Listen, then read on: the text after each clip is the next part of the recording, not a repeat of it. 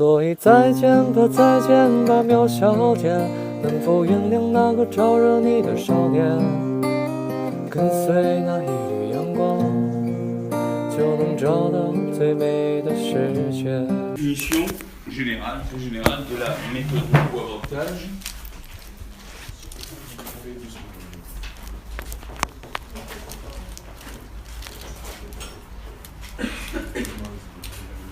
Dans une section 2, on avait défini les coûts et les avantages.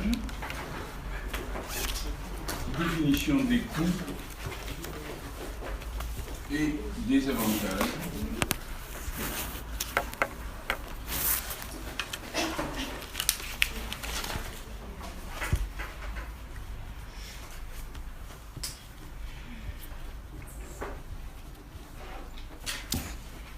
Et donc, cette méthode qui va consister à identifier et mesurer des chroniques de coûts et des chroniques d'avantages tout au long de la durée de vie du projet, n'est-ce pas? De les ramener à une unité de compte commune. C'est pour ça qu'on a parlé de l'actualisation. D'autant que c'est la plupart du temps pour prendre une décision maintenant, pour prendre la décision de faire ou non le projet, n'est-ce pas? Si on se situe dans le cadre de l'évaluation ex-ante. Et qui va donc utiliser des prix pour valoriser, pour donner une traduction monétaire de ces coûts et de ces avantages. Elle nécessite bien sûr que le prix observé soit une information fiable. Section 3. Le prix observé doit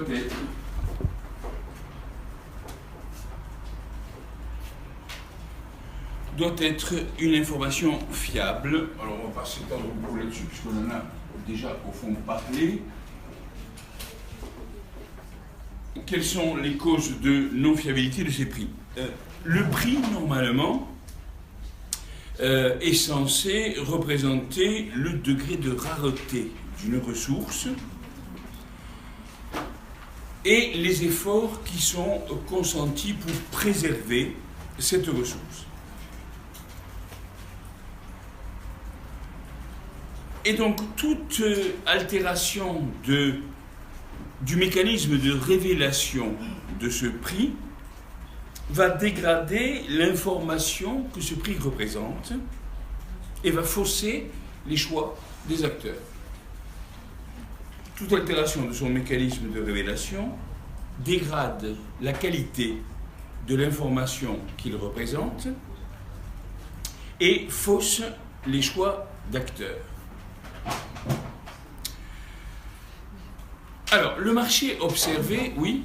S'il vous plaît, c'est possible d'aller doucement parce qu'on a des trous. Mais attendez, vous savez ça depuis la première année, n'est-ce pas? Je pense que la première année. Oui, avant d'accord. Si vous venez du ciel, Dieu vous accueille bien volontiers. Donc, je disais, toute altération du mécanisme de révélation du prix dégrade l'information qu'il représente quant à la rareté de la ressource, n'est-ce pas? Et donc fausse les choix d'acteurs. Et effectivement, ce n'est pas la peine d'y revenir trop longuement, on a vu que le fonctionnement du marché qui est observé présente des imperfections nombreuses qui donc altère, encore une fois, le mécanisme de révélation du prix et sa capacité à représenter le degré de rareté d'une ressource. Type de situation qui amène à ça, les effets externes d'abord. L'existence d'effets hors projet qui concernent les acteurs absents du contrat.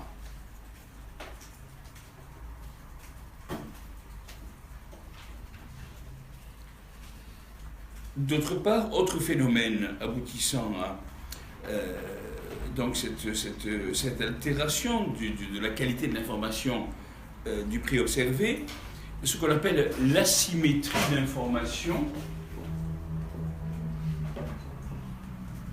L'asymétrie d'information entre les acteurs, ce qui fait qu'elle amène des effets qui ne sont pas prévus par le contrat.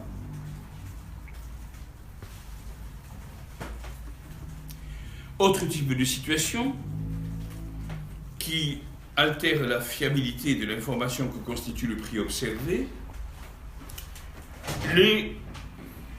tout ce qui est existence de monopole, d'oligopole, autrement dit, le marché naturel fonctionne, ou dysfonctionne par rapport à l'idéal du marché concurrentiel, n'est-ce pas, à l'idéal type du marché concurrentiel, et ça provoque un certain nombre d'effets.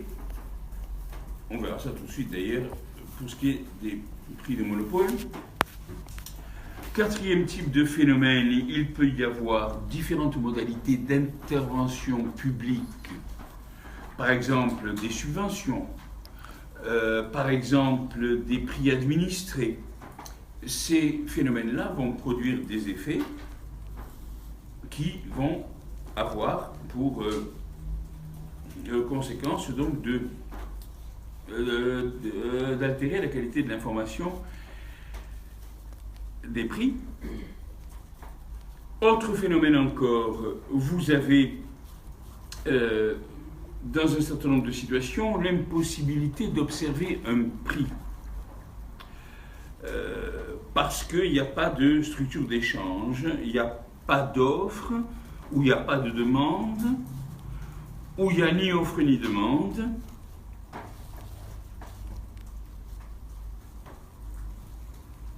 Alors, ça peut être par exemple le cas de ce qu'on appelle les actifs naturels hors marché, les paysages, la biodiversité, etc.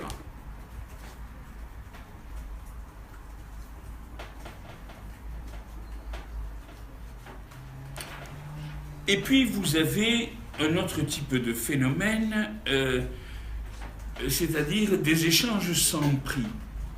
Il y a des échanges sans prix, c'est par exemple le cas du bénévolat. Et donc ça a des effets, là aussi. Bref, voilà toute une panoplie de dérogations au mécanisme du marché, au mécanisme idéal du marché, ou ici, avec le bénévolat, de dérogation au mécanisme du marché. Toutes ces dérogations de ces échanges sans prix amènent des surplus positifs ou négatifs qui ne sont pas mesurés par les prix.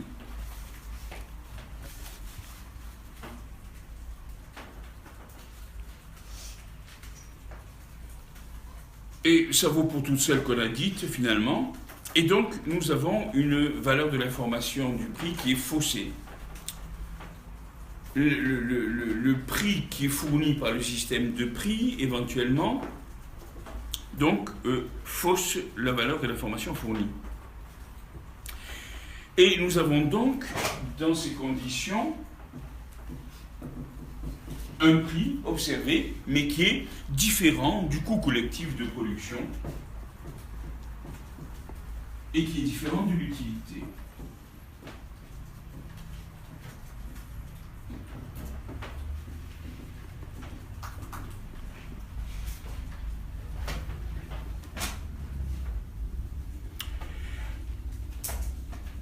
Alors, si on se propose de mesurer l'utilité,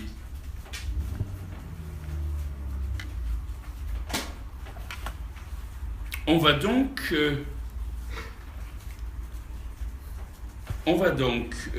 effectivement avoir pour première indication le système de prix existant, s'il existe,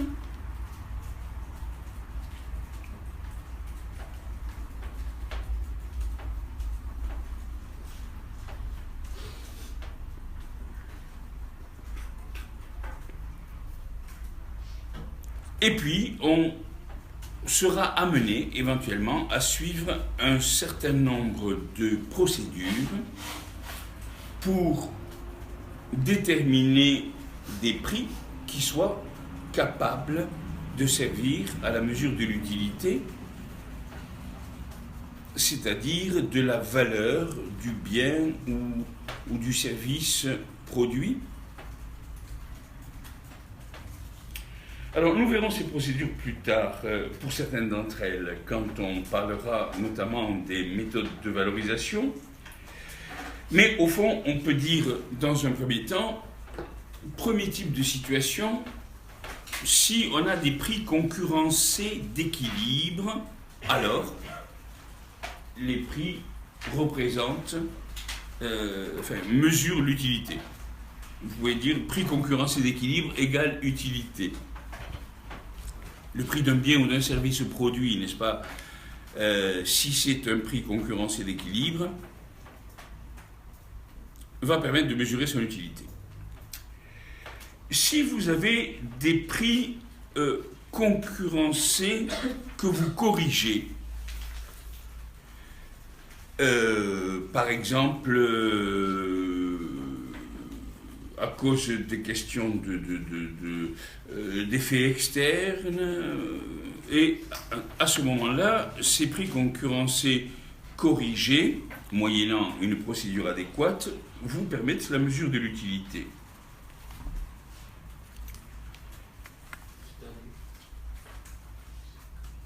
C'est-à-dire que ces corrections vous amèneront à ajouter ou à retrancher du surplus ou bien à tenir compte des effets externes, et pourvu qu'elles soient faites correctement, ça permettra de mesurer l'utilité.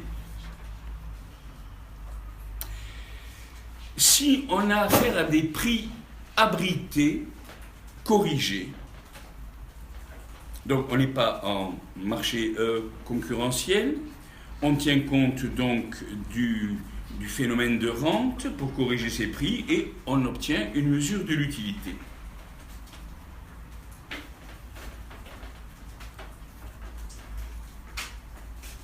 Si on a des prix administrés corrigés, en tenant compte de l'effet des subventions et des taxes, on peut, par cette correction, aboutir à mesurer l'utilité. Donc, toutes les situations que je viens d'évoquer relèvent de ce qu'on appelle les méthodes de rectification des prix que nous allons voir. Et puis, il y a un certain nombre de situations pour lesquelles on ne peut pas utiliser de méthode de rectification des prix, soit que le marché n'existe pas, soit qu'il n'existe que partiellement par rapport au phénomène en question. Et là, on aura recours à ce qu'on appelle des méthodes de valorisation, c'est-à-dire qu'on va s'adresser non pas au marché naturel qui ne nous permet pas d'avoir un prix qui permette de mesurer l'utilité ou d'aboutir par rectification des prix à un prix qui permette de mesurer l'utilité, mais on va s'adresser à d'autres types de marchés dont nous parlerons, ce qu'on appelle les marchés de substitution. Alors, si on utilise des méthodes de valorisation en utilisant le recours à ce qu'on appelle un marché de substitution, on pourra, avec un prix de substitution, mesurer l'utilité. Et puis, il y a d'autres types de recours à d'autres types de marchés. Je ne vous en parle pas trop pour l'instant. Il y aura le recours à ce qu'on appelle les marchés générés, le recours au marché implicite, le recours au marché théorique, etc., etc. Ces recours permettent de construire des prix éventuellement à corriger compte tenu de certains phénomènes. C'est en tout cas ce qui nous occupera sous le nom de méthode de valorisation. Et puis vous avez aussi, dans certains cas, la valeur de la dépense publique à laquelle on peut faire recours pour estimer un actif. C'est-à-dire qu'il va y avoir des cas où on va estimer un actif par l'importance du budget qu'un décideur accorde à la protection de cet actif. Prenez par exemple la vie humaine. Eh bien, une des méthodes possibles, n'est-ce pas, pour aboutir à estimer la valeur de la vie humaine, ça pourrait être par exemple de prendre le budget de la prévention routière, de rapporter le budget de la prévention routière au nombre de vies qui auraient pu être sauvées par cette politique, n'est-ce pas? Et ça nous donnerait une estimation de la vie humaine pour le décideur public, n'est-ce pas? Évidemment, le problème, c'est que ce type de mesure,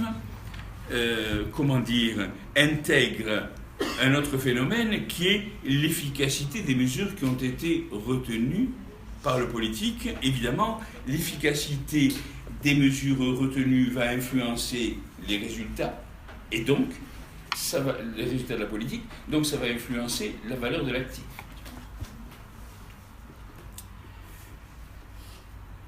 Alors, regardons un peu les effets des distorsions de prix au regard de cette entreprise de l'analyse coût-avantage. Donc, section 4.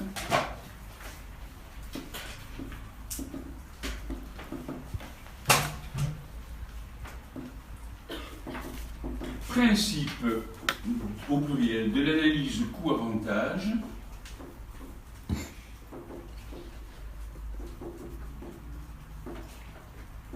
Et distorsion entre coût privé et coût commun.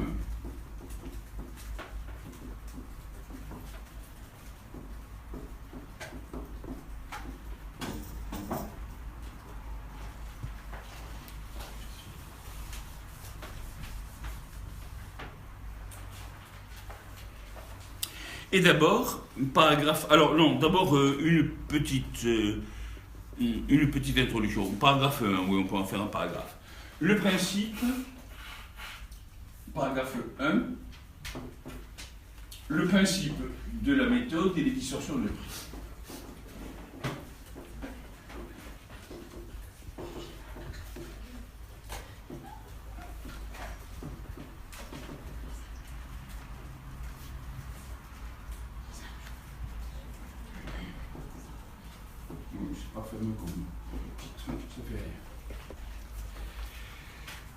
Alors, puisque on se propose de mesurer la valeur économique réelle, nette d'un projet, ou de mesurer la valeur économique réelle, nette d'un projet par rapport à un autre, ça nécessite, dans le cadre de la méthode coût-avantage, d'identifier les écarts existants entre les coûts financiers et les coûts économiques, d'évaluer ces écarts, d'identifier et de mesurer la valeur des avantages nets réels, c'est-à-dire de l'utilité du projet, c'est-à-dire essentiellement la valeur du surplus.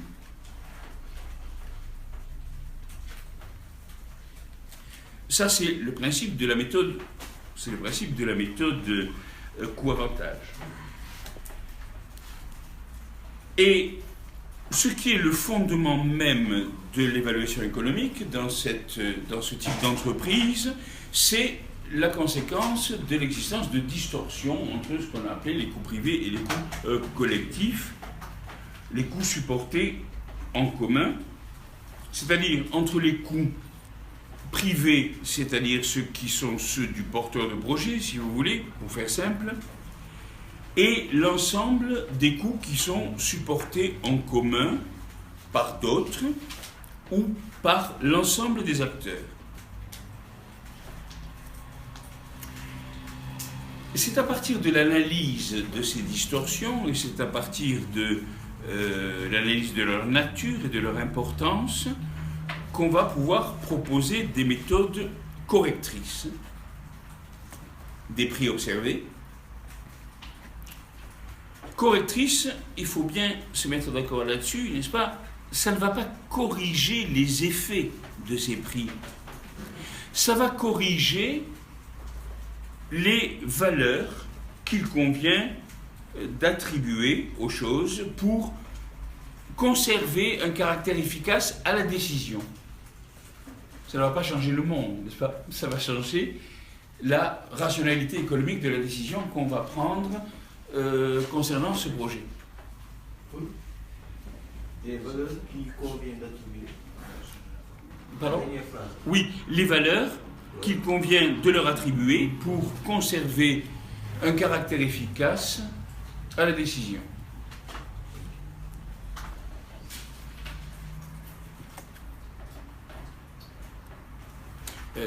Sauf si le projet était d'une taille considérable, n'est-ce pas, et de nature à être capable d'affecter le système de prix, n'est-ce pas, il est bien évident que le système de prix va demeurer ce qu'il est, peu ou prou, n'est-ce pas, et le monde va continuer à tourner, n'est-ce pas.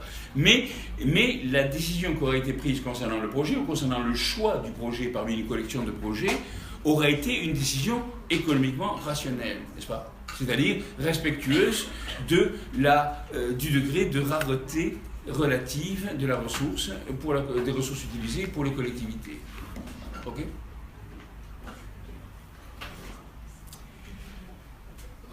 Bien, alors, ces causes de distorsion, elles sont bien connues et c'est ça qu'on a appelé déjà de façon générique l'échec de marché, n'est-ce pas ? Pour reprendre les principales d'entre elles pour voir le niveau de correction qu'il faudrait apporter,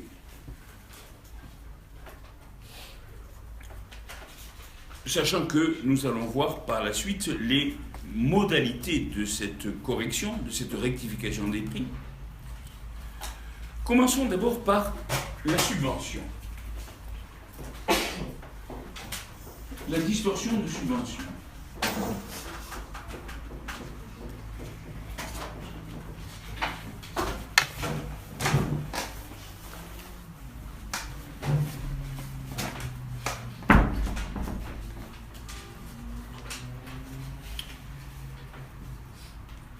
Prenons par exemple le cas d'une subvention à la production. Il peut y avoir plusieurs types de politiques de subvention à la production. Il peut y avoir une subvention directe aux producteurs, par exemple par des aides personnalisées aux producteurs, ou il peut y avoir des subventions indirectes, sous la forme par exemple de diminution de charges. Eh bien, ces deux modalités vont introduire des distorsions entre l'évaluation financière et l'évaluation économique. Et on va prendre un exemple qui va illustrer ce type de distorsion. Sachant qu'il existe encore d'autres types de situations, mais on ne va pas en parler pour l'instant, c'est-à-dire qu'on peut aussi décider de subventionner les intrants à la production. Okay. Mais on ne va pas en parler aujourd'hui, on va parler simplement de l'aide directe ou de la diminution de charges. Alors, si on considère une entreprise quelconque, on va comparer ce que dirait l'analyse financière et ce que dirait l'analyse économique. Sauf que ce qu'on va appeler ici analyse économique, pour l'instant c'est très sommaire, ça n'est pas une véritable analyse économique, si vous voulez, c'est pas véritablement un compte économique de l'entreprise. On va faire un compte financier de l'entreprise et un compte économique de l'entreprise, mais en réalité, on verra un peu plus tard qu'on ne fabrique pas le compte économique de l'entreprise de la même façon que le compte financier. On n'y met pas forcément exactement les mêmes choses. Il y a des choses qui seront dans le compte financier et qui n'apparaîtront pas dans le compte économique et inversement, n'est-ce pas? Bon, donc pour l'instant, faisons abstraction de ça. Hein, faisons comme si, comparons une analyse financière et une analyse économique stylisée, n'est-ce pas, mais qui n'est pas basée véritablement sur un compte économique. Cette analyse économique qu'on va présenter va simplement être là pour prendre en compte le coût d'opportunité de la subvention et ne va pas tenir compte des effets annexes, si vous voulez, qui pourraient se produire. Alors, on va prendre les comptes suivants. Pour l'analyse financière, on va prendre un petit compte de charges et de produits.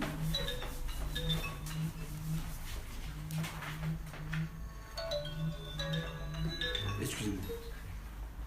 Allô? Oui, c'est qui?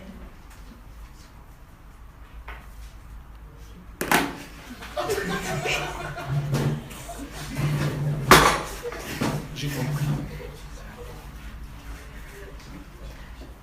Non, c'est pas quelqu'un que je connais, ni que je souhaite connaître.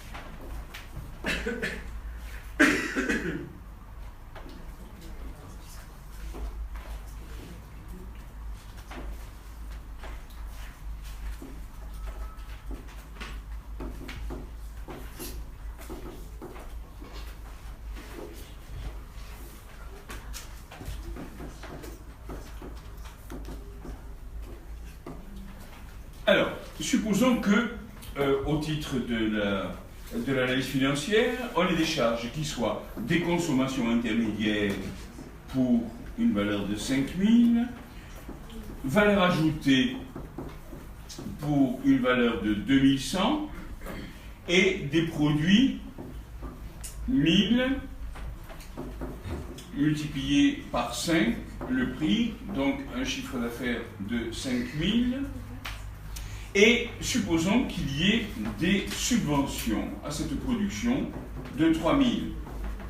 Ces subventions vont apparaître en produits pour le producteur, n'est-ce pas? Et nous aurons donc un total de produits de 8 000 et un total de charges de 7 100. Et donc un solde financier, enfin un solde, oui, au terme de l'analyse financière, positif, donc, pour le producteur.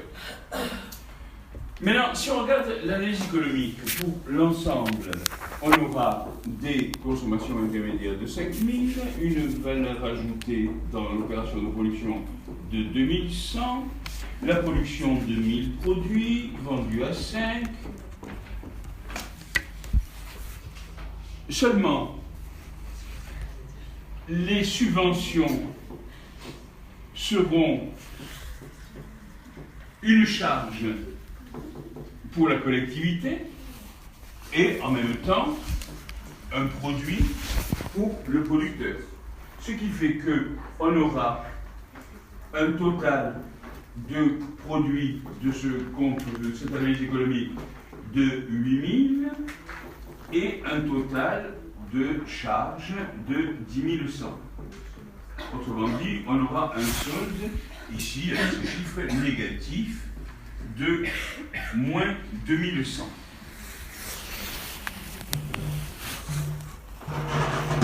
Alors, vous avez observé que on a pris les mêmes prix, n'est-ce pas?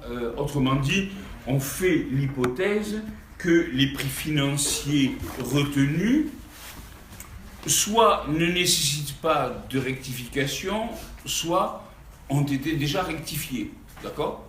On simplifie à l'extrême. Et donc, l'essentiel, c'est de voir ici la différence de résultat entre l'évaluation financière et l'évaluation économique qui, elle, fait apparaître un solde négatif.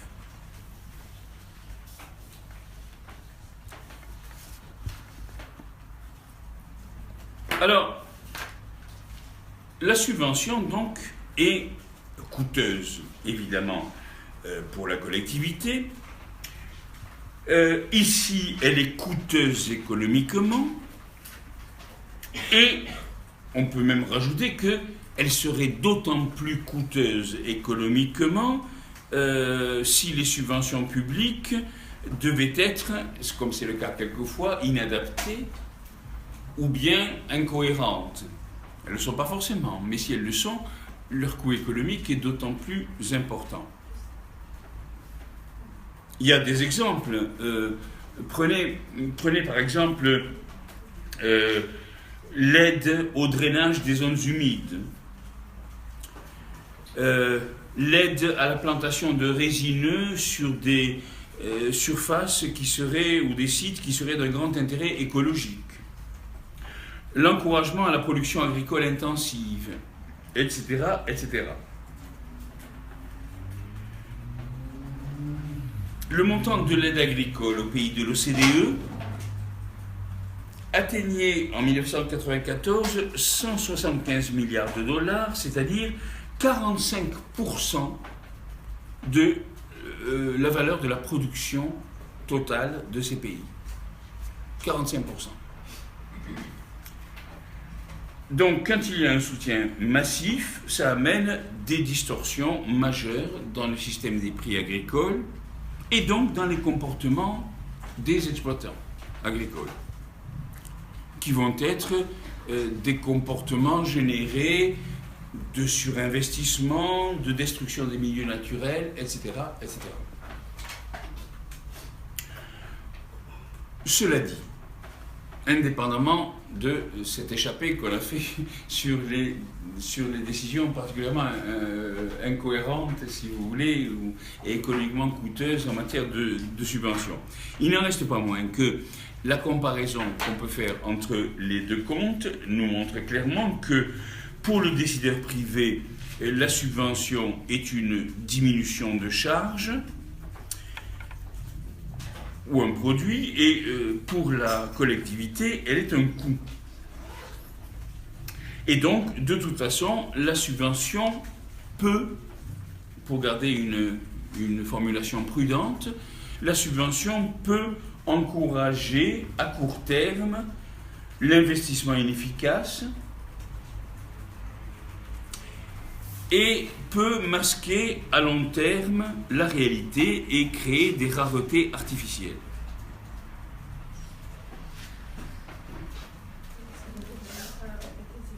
La subvention peut, à court terme, encourager l'investissement inefficace, de même qu'elle peut masquer la réalité à long terme et créer des raretés artificielles.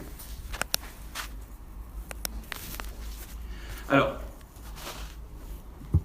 ça ne veut pas dire qu'il faut supprimer les subventions. D'accord ? Ça ne veut pas dire que la collectivité doit supprimer la subvention, mais ça veut dire que la décision de subvention, normalement, ne devrait pouvoir être prise qu'au terme d'une procédure qui conduise à identifier d'autres effets à prendre en compte qui sont extérieurs au compte de résultat lui-même, ces effets pouvant éventuellement inverser la relation entre les avantages et les coûts qu'on aurait obtenus auparavant.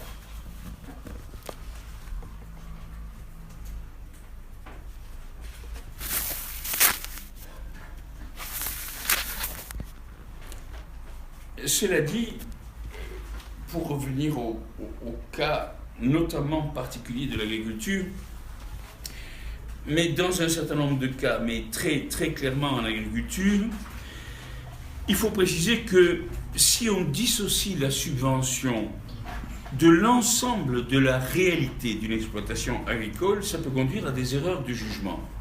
J'explique ce qu'il faut entendre par là. il ne faut pas se contenter, si vous voulez, de la comparaison de ces deux types de tableaux.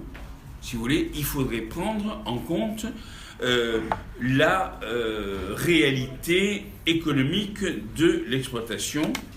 C'est-à-dire que quand on envisage des subventions en agriculture, il faudrait que l'analyse du coût ou de l'avantage amène à passer d'une comptabilité financière à une comptabilité économique d'une exploitation. Et qu'est-ce qu'il y a dans la comptabilité économique d'une exploitation agricole qu'il n'y a pas dans la comptabilité financière? Eh bien, il y a un certain nombre d'éléments qui sont absents de la comptabilité financière. Par exemple, vous avez des coûts qui sont absents, comme le travail gratuit. Le travail gratuit du paysan, n'est-ce pas? Qui en plus a une capacité à s'auto-exploiter éventuellement remarquable. Les produits d'autoconsommation, les produits qui sont cultivés pour la consommation personnelle. Les transactions de troc. Les remboursements d'emprunts en travail. Le prêt de matériel. Les pollutions. Donc un certain nombre de coûts qui sont absents de la comptabilité financière, mais qui font partie de la comptabilité économique d'une exploitation agricole. Inversement, vous avez un certain nombre d'avantages qui sont absents de la comptabilité financière et qui peuvent être importants. Par exemple, l'entretien du paysage, qui est fait par l'exploitant, n'est-ce pas, et qui est donc à rentrer dans la comptabilité économique. La diminution des incendies ou des risques d'incendie ou de l'ampleur des incendies, la diminution des risques d'érosion, etc., etc. Donc on peut très bien imaginer que la subvention soit justifiée ou puisse apparaître comme justifiée, après encore une fois une procédure qui prend en compte l'ensemble des aspects, et par exemple comme la contrepartie de services qui serait rendu à l'ensemble de la collectivité, ce que je viens d'évoquer, n'est-ce pas, diminution des risques d'incendie, d'érosion, etc., etc., services qui seraient rendus à la collectivité par l'exploitation agricole et dont la prise en compte donc nécessiterait une véritable comptabilité économique des exploitations qui comprennent toutes les charges et tous les produits de ces entreprises. Évidemment, il reste la question principale qui est d'identifier ces coûts et ces avantages réels et de les mesurer. Parce que vous en aurez qui seront monétarisables, et monétarisés. Vous en aurez qui seront monétarisables mais non monétarisés, et vous en aurez qui ne seront pas monétarisables. Autre type de distorsion de prix, la distorsion de monopole. C'est le paragraphe 3.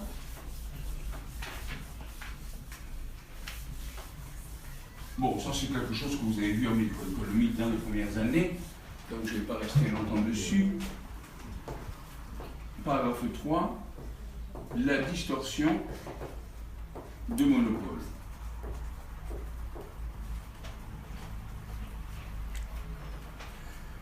Elle provient de ce que le monopoleur a, ce qu'on appelle un pouvoir de marché, et il a la possibilité de fixer son prix.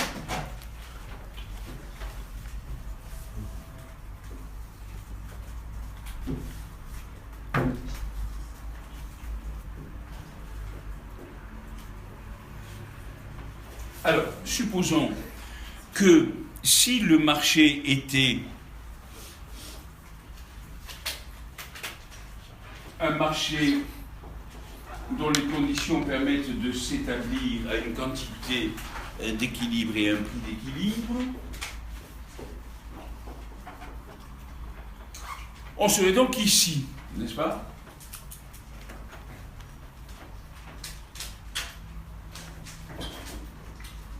Seulement, ce qui va se passer, c'est que le monopoleur va pouvoir, par exemple, imposer un prix P1. Alors, si je fais ici donc la courbe de demande et la courbe de coût marginal, je ne sais pas comment vous le notez, CM avec les majuscules c'est coût moyen, donc vous êtes habitué à alors ouais. Oui, c'est CM avec un petit L, d'accord. Ok. Alors, ceci c'est la courbe de recette marginale du monopoleur. Et donc, le monopoleur va pouvoir imposer un prix P1 et donc on passera de la quantité Q0 à la quantité Q1 quand on passera du prix P0 au prix P1. Donc, en l'absence de monopole, le prix s'établit en P0 pour une quantité Q0.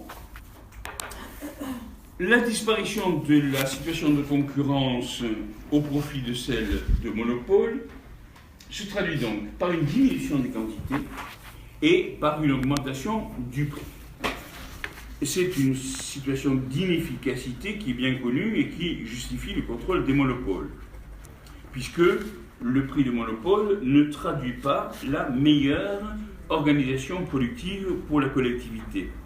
C'est-à-dire que vous avez certes un accroissement de la rente du monopoleur, mais cet accroissement ne suffit pas à compenser la perte qui est subie par les usagers. Le monopoleur, il avait, en situation de concurrence, n'est-ce pas, le producteur avait un surplus du producteur, n'est-ce pas, qui était ceci. Et alors, en passant à la nouvelle situation, effectivement, il va perdre ceci, mais il va gagner ceci, qui peut être éventuellement, ça dépend comment on fait le schéma, ça peut être éventuellement plus important, n'est-ce pas? Ça peut aboutir à une augmentation de surplus. Le prix, il a combien? Pardon? Le prix, il est égal au coût marginal. P égale CM. Ici.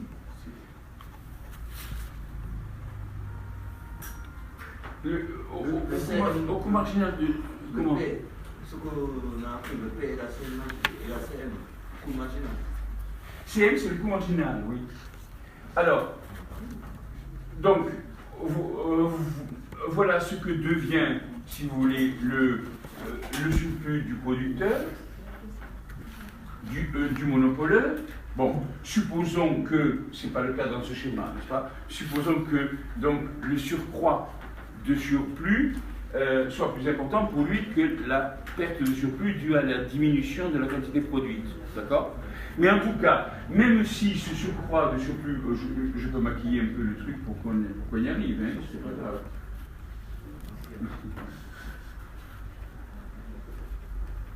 Ok. Bon, voilà.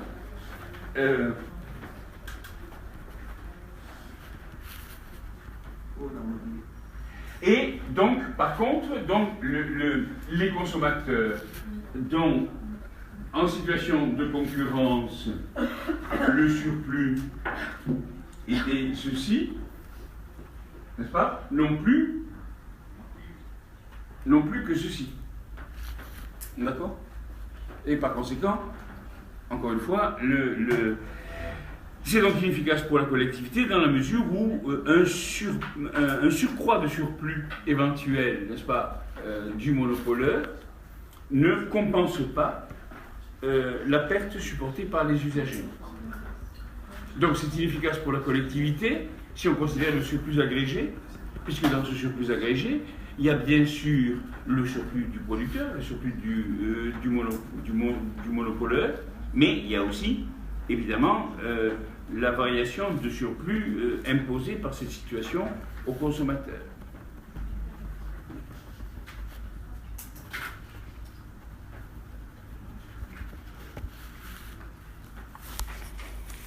Autre type de distorsion, alors, avec de nombreux sous-types, les distorsions qui sont liées à l'administration des prix.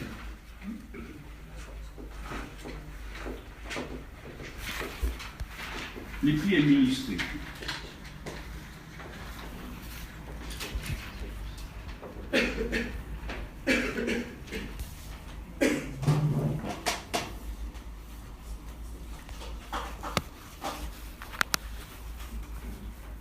Oh non, pardon, je vais d'abord parler de, excusez-moi, la délégation tutélaire de décision.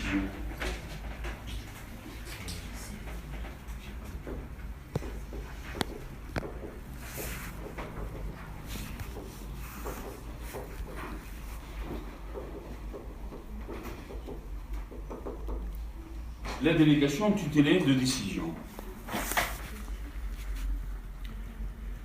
Ça veut dire quoi? Ça veut dire que on est obligé de déléguer le droit de décider. Alors, ça peut prendre des formes diverses. Ça peut prendre la forme de l'obligation d'acquitter des impôts et des taxes. Mais ça peut aussi être l'obligation de satisfaire à des obligations en matière de consommation ou de production qui seraient consécutives à l'existence de lois ou de réglementations concernant les conditions de cette consommation ou de cette production.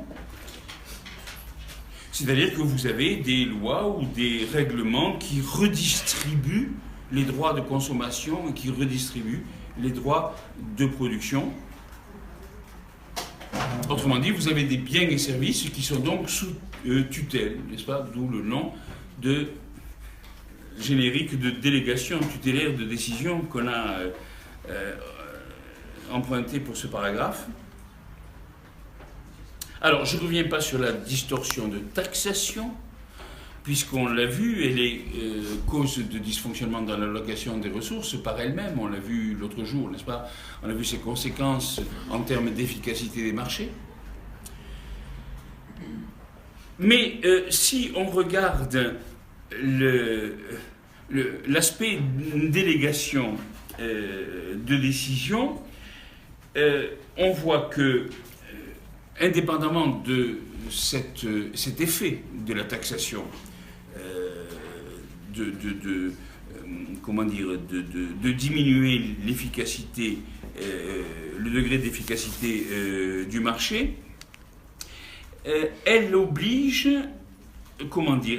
donc les acteurs à opérer un transfert forcé vers d'autres centres de décision, qui sont des centres publics de décision.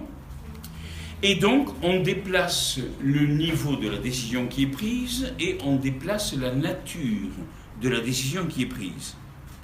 Autrement dit, il y a une perte du pouvoir décentralisé et cette perte de pouvoir peut éventuellement être la cause de gaspillage ou de mauvais usage de ressources abondantes. Et il faudrait en tenir compte dans l'évaluation de la décision d'investir.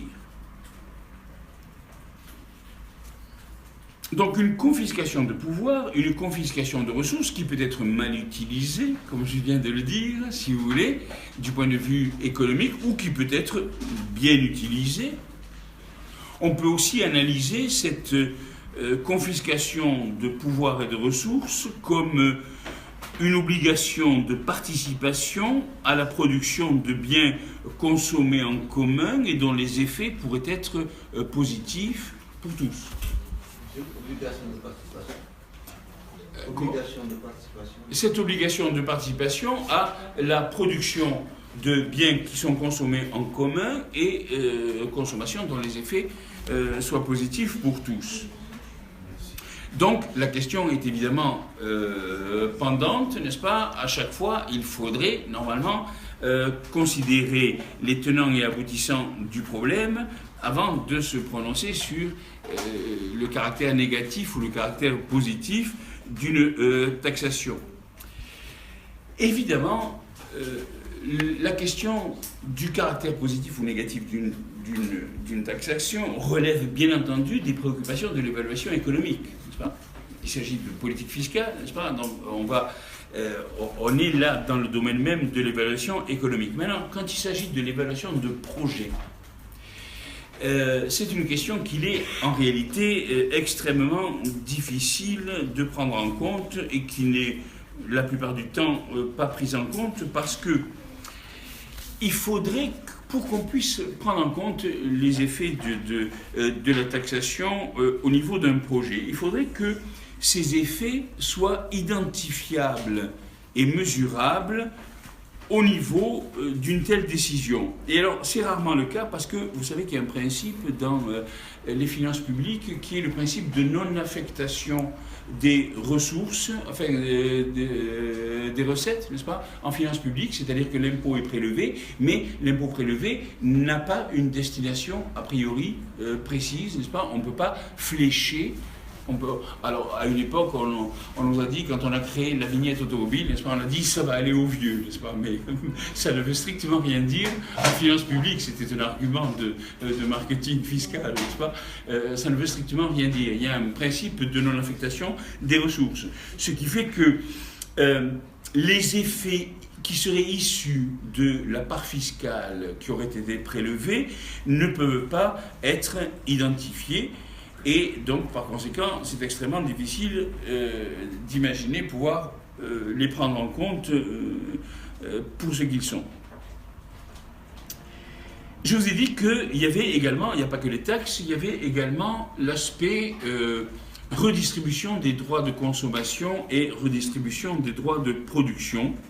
Alors, il est clair que dans ce cas-là, quand il y a des procédures de redistribution de ces droits de ces types-là, évidemment, la décision d'investissement va être directement concernée par l'existence de cette redistribution, c'est-à-dire que le processus de production va être directement affecté par un certain nombre d'obligations ou un certain nombre d'interdictions, si vous voulez, et par conséquent, évidemment, la décision d'investissement doit en tenir compte. Alors, quel type d'obligation, quel type d'interdiction?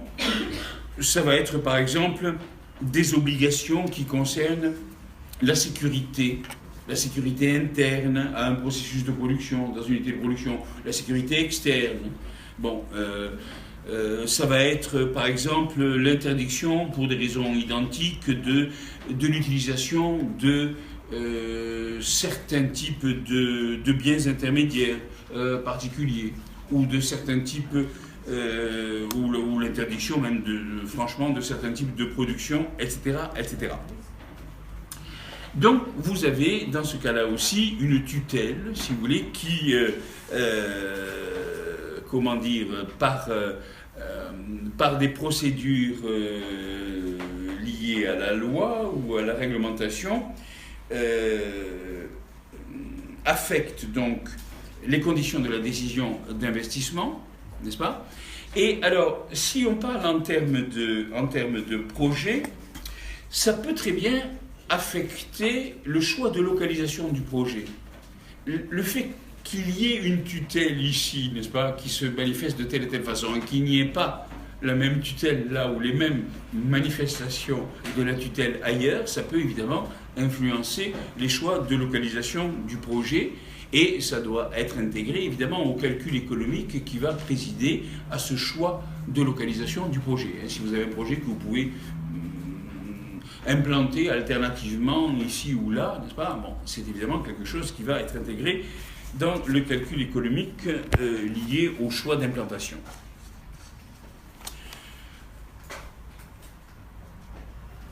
Paragraphe 5, l'administration des prix.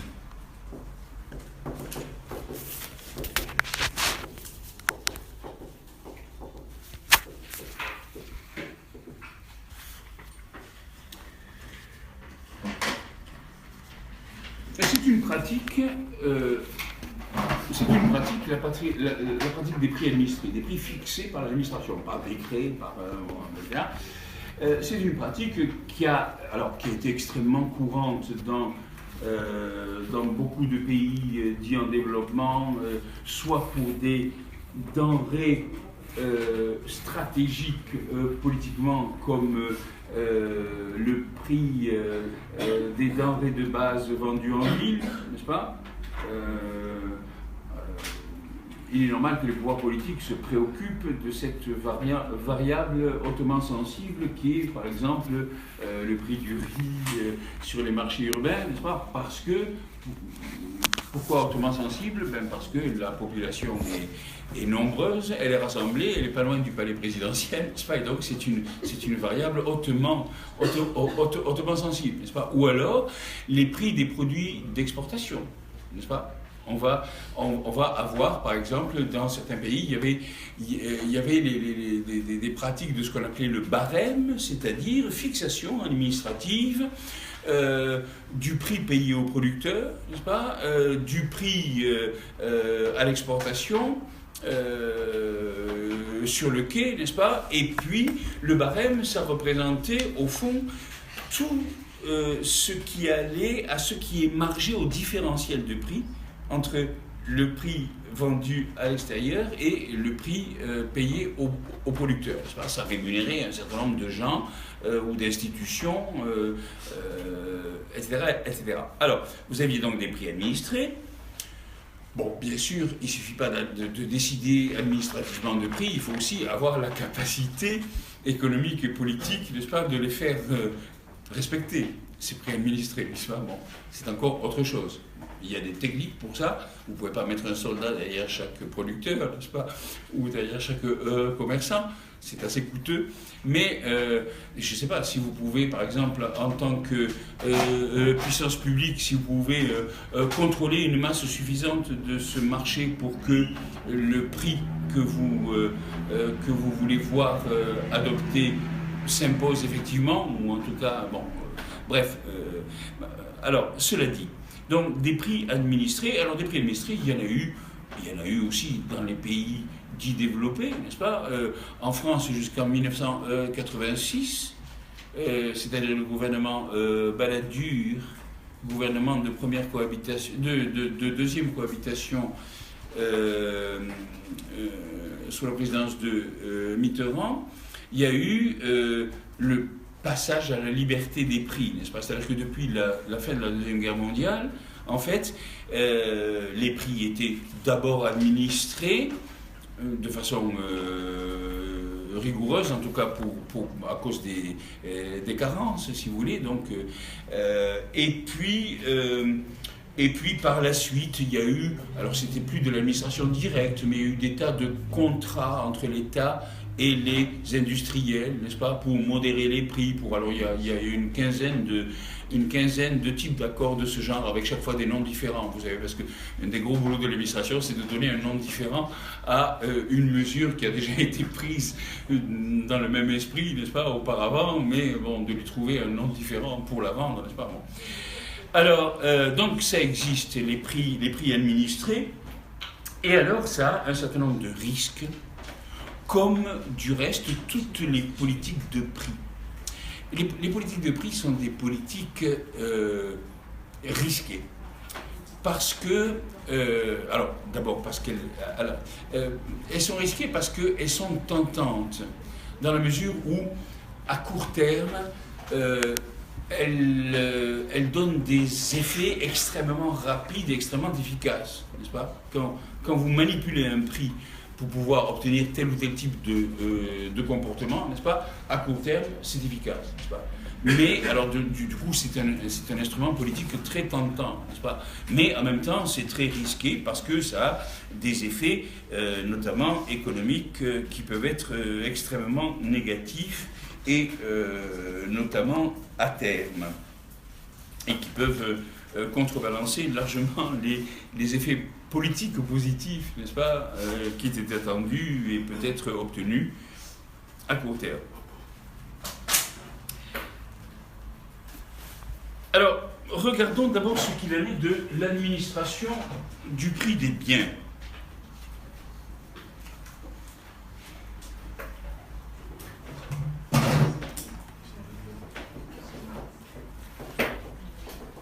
premier cas de figure, prix public en cas de bien substituable.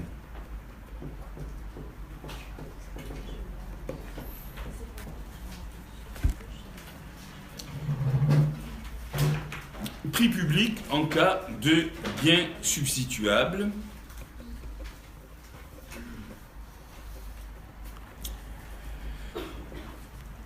Alors, les prix administrés, ça peut concerner aussi bien les entreprises publiques que le secteur privé.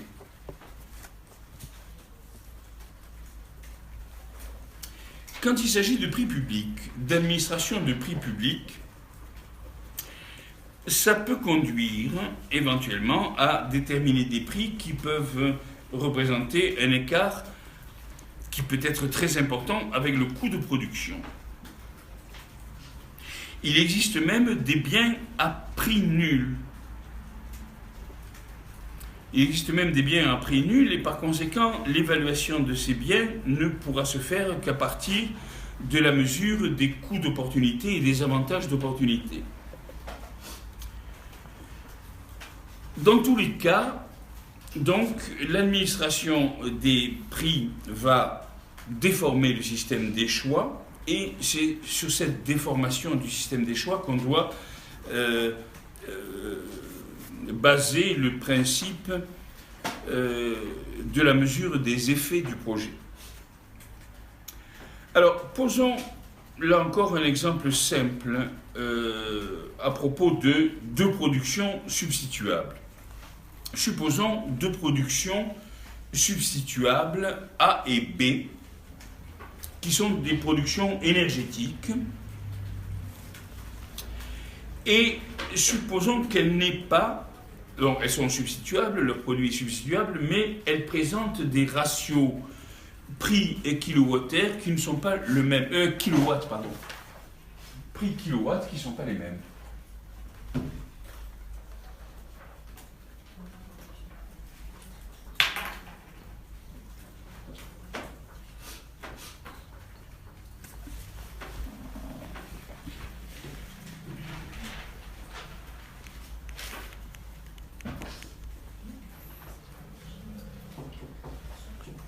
Alors, à T0, nous avons A qui a un compte de production où nous avons des charges de 500 et des produits. Alors, supposons qu'il y a une demande générale de 1100. Et supposons qu'elle soit stable à court terme. Demande de 1100 stable à court terme.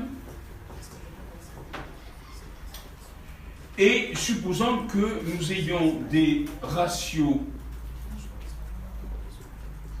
prix par kilowatt qui ne soient pas les mêmes, qui soient de 1 pour A et de 1,2 pour B.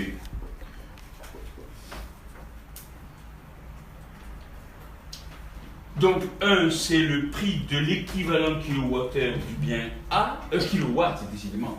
C'est le prix de l'équivalent kilowatt du bien A, et 1,2, c'est le prix de l'équivalent kilowatt du bien B.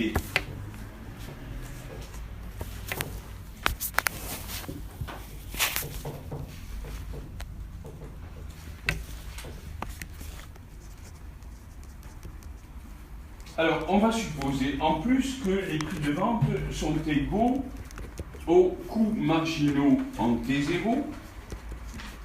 Donc, 1 ici comme prix de vente pour le produit A et 1,2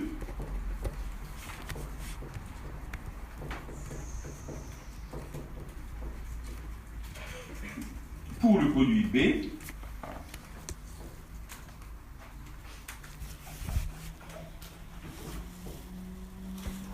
Donc, on a des prix de vente égaux aux coûts marginaux, une demande totale qui est donc de 1100, qui se répartit comme ça, un solde de 0 d'après ces données pour B et un solde de plus 100 pour A. Bien, ça c'est donc en T0. Et alors, intervient une décision publique qui tient à ce que, dans le contexte d'une hausse générale de prix, qu'on constaterait une hausse générale des prix de 20%, les pouvoirs publics décident de ne pas répercuter cette hausse sur B, pour des raisons qui tiennent au terme de l'échange défavorable au bien B. Donc, les pouvoirs publics décident de ne pas répercuter la hausse générale des prix sur B. Par conséquent, il va en résulter une modification de la distribution de la demande entre ces deux biens A et B, puisqu'ils sont substituables. Supposons que en T1, donc, la demande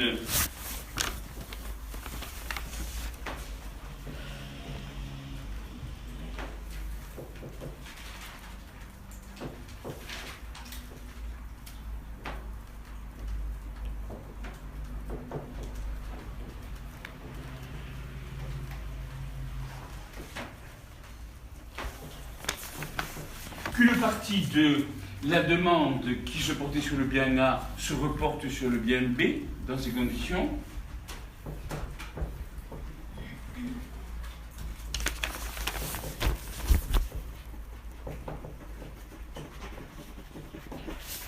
Alors, imaginons par exemple que, au lieu d'une demande de 600, on ait une demande de 550. Alors, il y a une hausse générale, donc on a dit de 20%. Par conséquent, on va multiplier par 1,2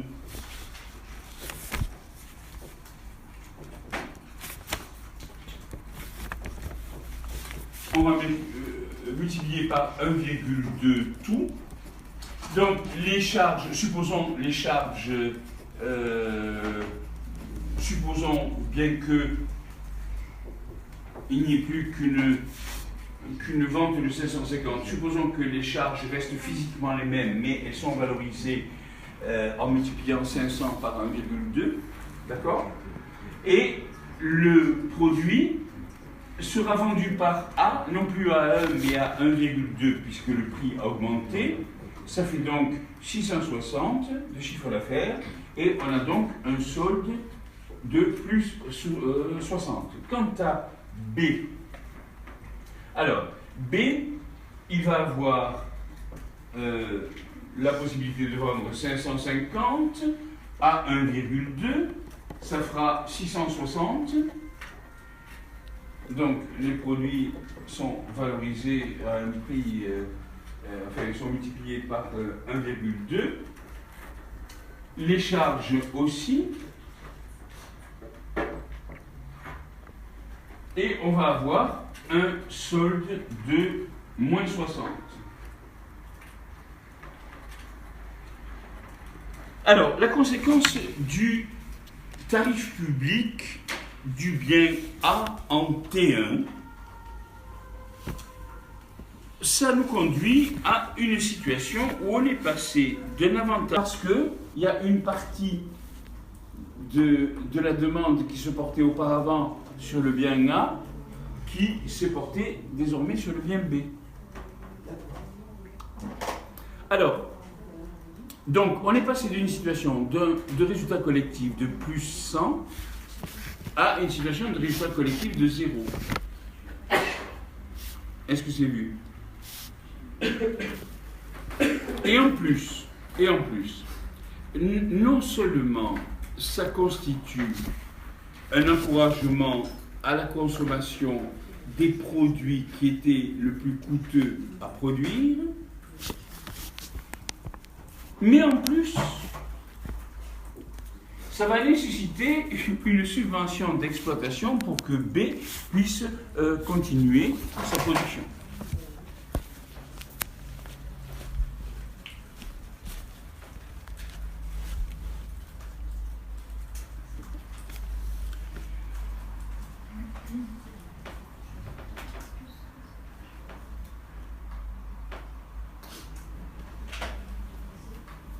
5,2.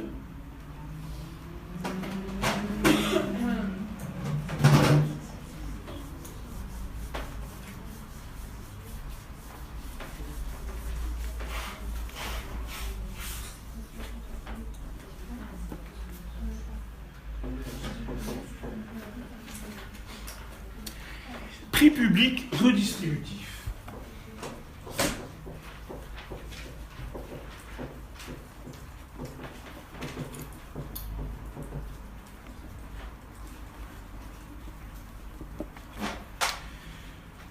On peut envisager plusieurs cas. On peut envisager le cas d'une redistribution qui aboutirait à rendre un bien gratuit, ou bien on peut envisager un prix redistributif qui soit simplement inférieur au prix de concurrence, mais qui ne soit pas nul.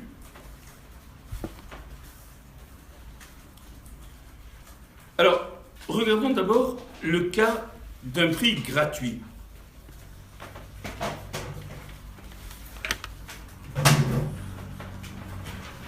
D'une décision publique amenant à la gratuité d'un bien.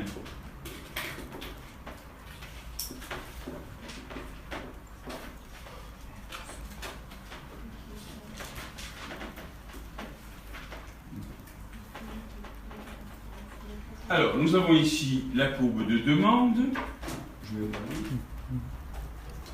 Ici, la courbe de coût marginal.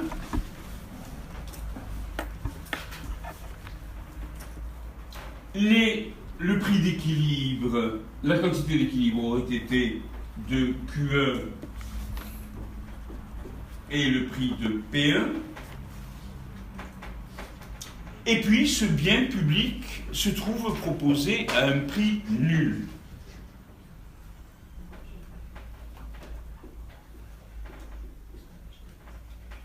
Alors, s'il est proposé à un prix nul, l'équilibre de production qui était obtenu en P1Q1 est évidemment rompu, et d'autre part, la demande va être maximale, d'accord? C'est-à-dire qu'elle va se placer ici.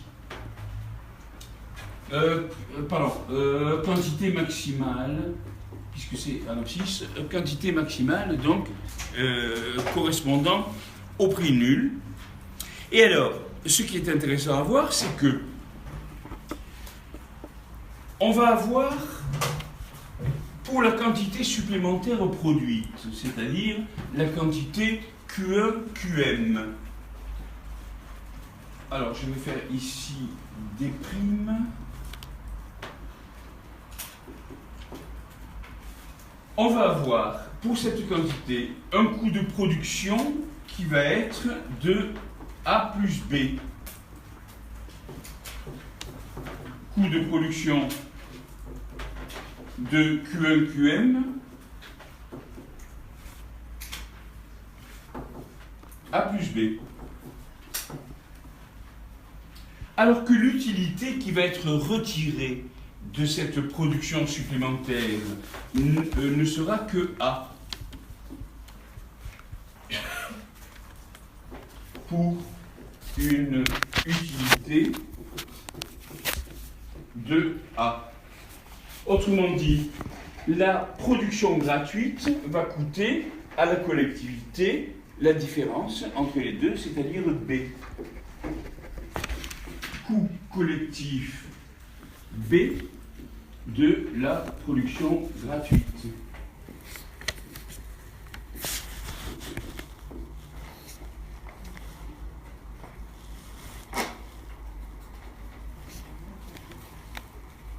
On peut aussi, on va en terminer par là, envisager le cas où le prix qui serait proposé par la tutelle ne serait pas nul, mais serait un prix inférieur au prix d'équilibre.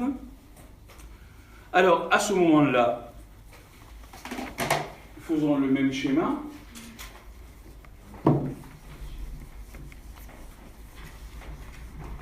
on aurait non pas un prix nul, mais un prix P2 inférieur au prix P1 d'équilibre.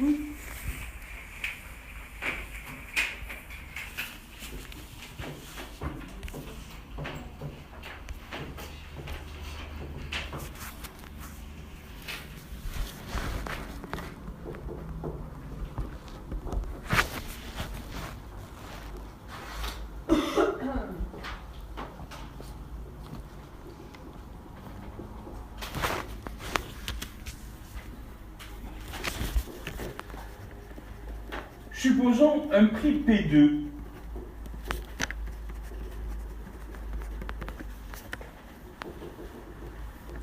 Donc ici, une quantité Q2.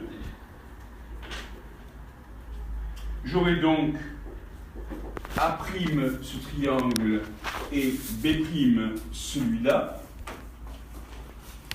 Alors, qu'est-ce qu'on va avoir? On va avoir un coût de production supplémentaire qui est A' plus B'. Coût de production supplémentaire A' plus B'. Un surcroît d'utilité collective qui serait de A'. L'accroissement d'utilité. Accroissement d'utilité A', et donc la perte collective ne serait plus que de B'.